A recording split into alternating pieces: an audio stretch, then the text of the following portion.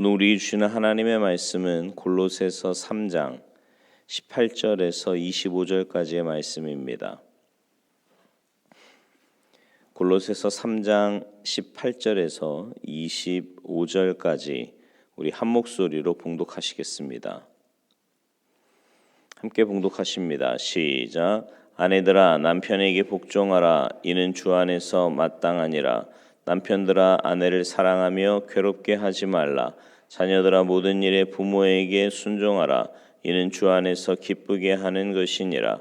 아비들아 너희 자녀를 노엽게 하지 말지니 낙심할까 함이라.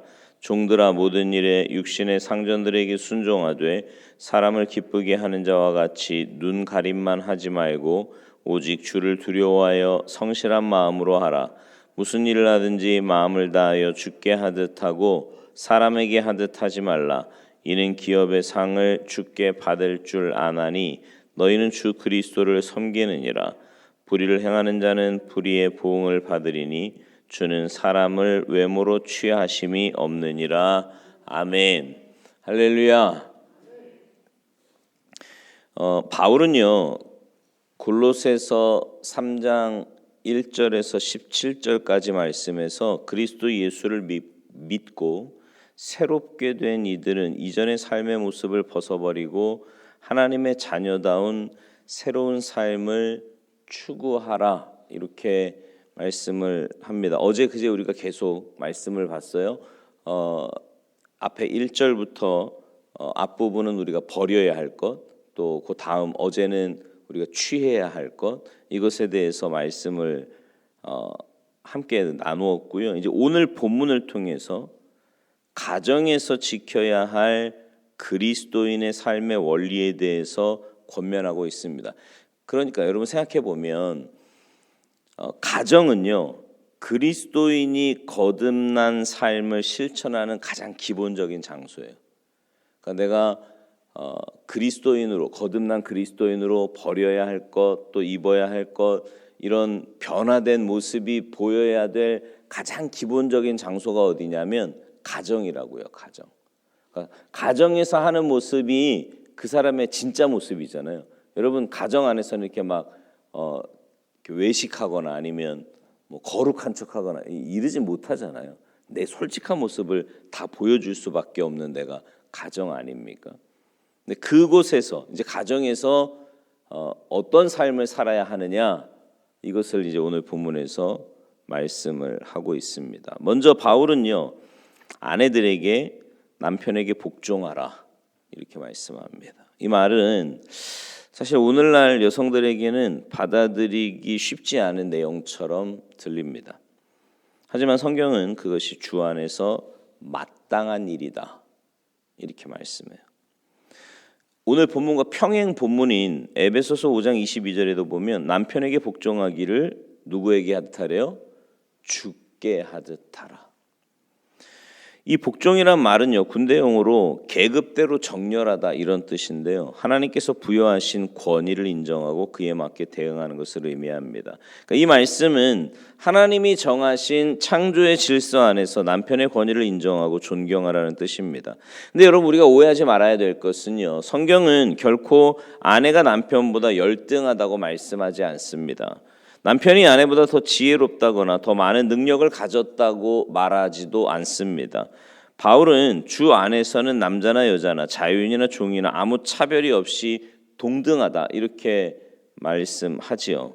따라서 이 말씀은 가부장적인 입장에서 나온 말씀이 결코 아니라 하나님의 지으심을 받은 목적에 있어 구분이 있다는 거예요. 역할의 구분이 있다는 거지요. 그러므로 아무리 여성들의 권리가 신장된 오늘이라도 예수를 믿는 아내들은 남편을 그저 돈이나 벌어오는 기계 정도로 생각해서는 안 됩니다.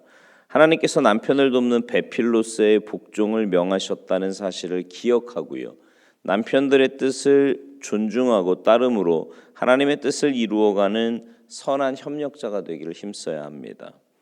남편에 대한 아내의 기본 태도가 권위에 대한 복종과 존경이라면 이에 대한 남편의 태도는 뭐냐면 헌신적인 사랑과 자기 희생입니다.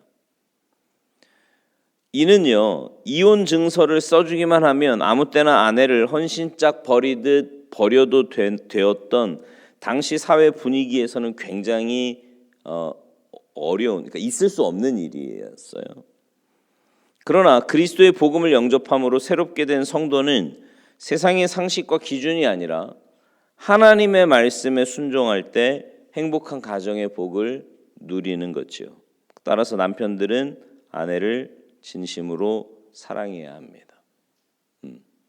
여기서의 사랑은 하나님께서 우리를 위해 독생자를 내어주신 그 사랑, 그리스도 예수께서 우리를 위해서 십자가에서 죽으신 그 아가페의 사랑이에요.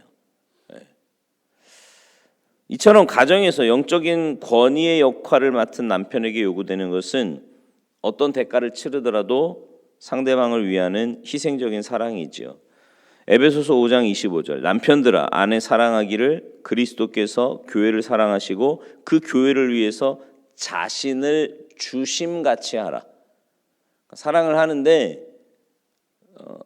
그냥 하는 척만 하지 말고 이기적으로 하지 말고 주님이 교회를 사랑하신 것처럼 다 주셨잖아요. 그죠?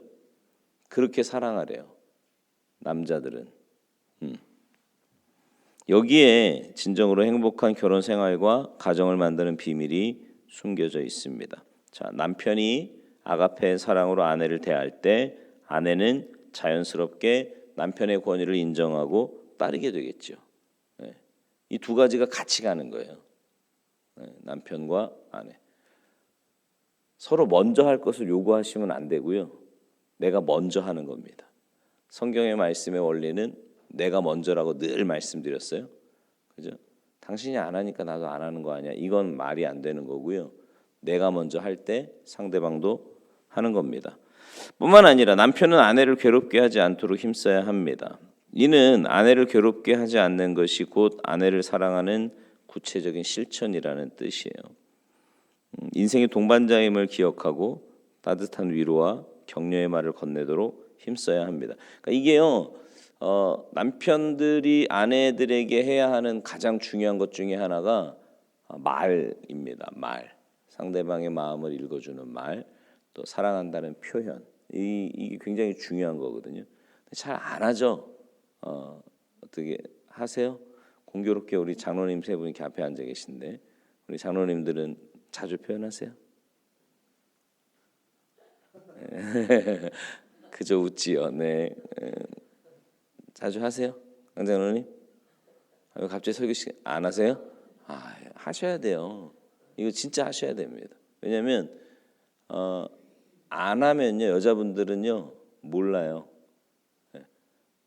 모르긴 내가 사랑하니까 여지껏 사는 거지 뭐 남자들이 이렇게 생각하는데 그게 아니라는 거죠. 최 장로님은 잘 하시죠?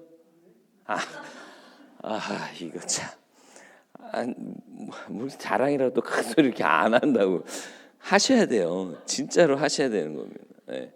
자꾸 표현을 하셔야. 근데 이게요. 목사님 지금 내가 나이가 몇 살인데 이제는 아니에요. 늦었다 생각할 때가 시작해야 될 때입니다. 네. 오늘부터 하십시오. 네. 그래요. 오늘 왜 갑자기 질문을 하고 이러시나 뭐 생각하는데 가정에서의 실천이 굉장히 중요한 거예요. 베드로전서 3장 7절 남편들아 이와 같이 지식을 따라 너희 아내와 동거하고 그를 더 연약한 그릇이요 또 생명의 은혜를 함께 이어받을 자로 알아 귀히 여기라. 이는 너희 기도가 막히지 아니하게 하려 함이라. 좋은 부부의 관계의 열쇠는 복종과 사랑의 관계입니다. 그러니까 서로를 이기려고 하지 말고요. 아내를 더 사랑하고 괴롭히지 않도록 힘쓰는 삶을 통해서 주께 간구하는 모든 일들이 응답되는 은혜를 경험하게 되기를 축복합니다. 그렇게 할 때 기도가 응답이 된다는 거죠. 자, 오늘 본문에 또 하나 이제 관계가 자녀와 부모의 관계. 요즘 이거 굉장히 힘들어들 하거든요. 왜냐하면 예전에는 그냥 부모님 말씀이라면 그죠? 무조건 이렇게 순종하고 그런 분위기였는데 요즘은 어디 그렇습니까? 전혀 그렇지 않잖아요. 가정마다 아주 난리도 아닌데 자녀는 모든 일에 부모에게 순종해야 합니다. 이게 이제 주 안에서 기쁘게 하는 것이다라고 이야기를 하는데, 물론 이제 지금 새벽에 나오시는 분들 가운데 뭐 이 말씀에 적용되는 분들은 거의 없기 때문에 이건 뭐 그냥 간단하게 넘어가겠고요. 이제 중요한 건 뭐냐면 부모가 자녀를 노엽게 하지 말라고 성경은 말씀하거든요. 이게요, 사실은 이 시대적인 배경에서도 보면 이렇게 그냥 부모가 말하면 다 들어야 되는 때지, 무슨 자녀를 노엽게 하지 말고 자녀를 이런 분위기는 아닌데도 불구하고 이렇게 이야기한 건, 여기 이 노엽게 하다라는 말이 자녀에게 잔소리나 혹은 멸시함으로 화나게 하고 짜증나게 하고 이런 걸 말하는 건데, 보통 부모들은 자녀를 자꾸 다스리려고 하거든요. 이제 왜 그 베이스에는 뭐가 깔려 있냐면 내 거라고 하는 생각이 있어요. 자녀는 내 거야. 내가 너 태어날 때부터 너 먹여주고 입혀주고 키워주고 그 막말로 너 우리 때문에 날 수 있었던 거 이런 생각들을 갖고 있기 때문에 자녀에 대해서 이렇게 함부로 대하는 부모들이 의외로 많이 있습니다. 그러나 성경은 자녀는 내 게 아니라고 분명히 말씀하세요. 하나님이 주신 하나님의 기업이에요.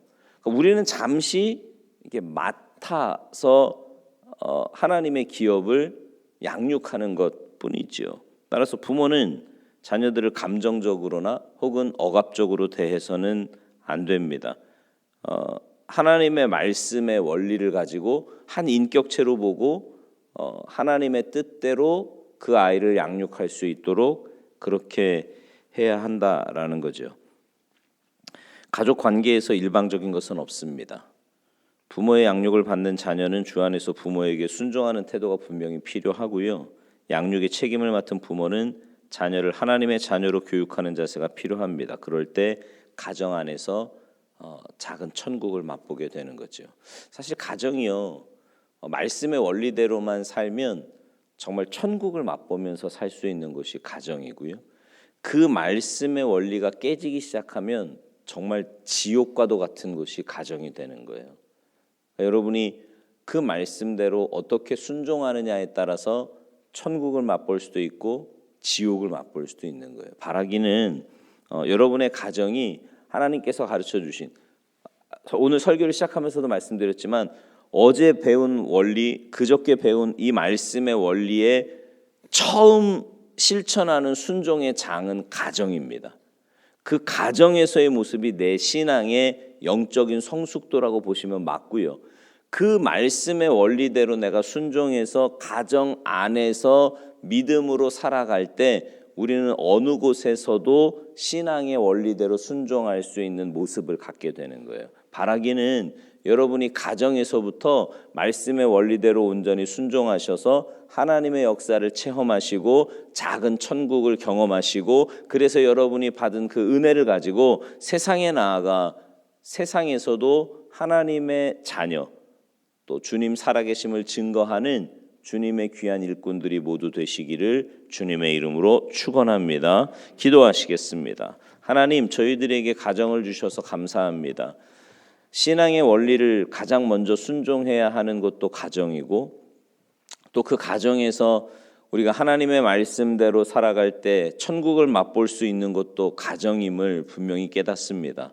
하나님, 가르쳐 주신 말씀의 원리를 우리의 가슴에 꼭 품고 가정에서부터 그 말씀대로 온전히 순종하는 우리 모두가 되게 하셔서 매일매일의 삶이 정말 우리가 속한 공동체에서 하나님의 은혜와 역사하심을 맛보며 살아가는 우리가 되게 하시고, 하나님의 말씀에 온전히 순종하는 자에게 예비하신 크고 놀라운 은혜를 맛보고 누리며 살아가는 우리 모두가 되도록 주님 도와주시옵소서.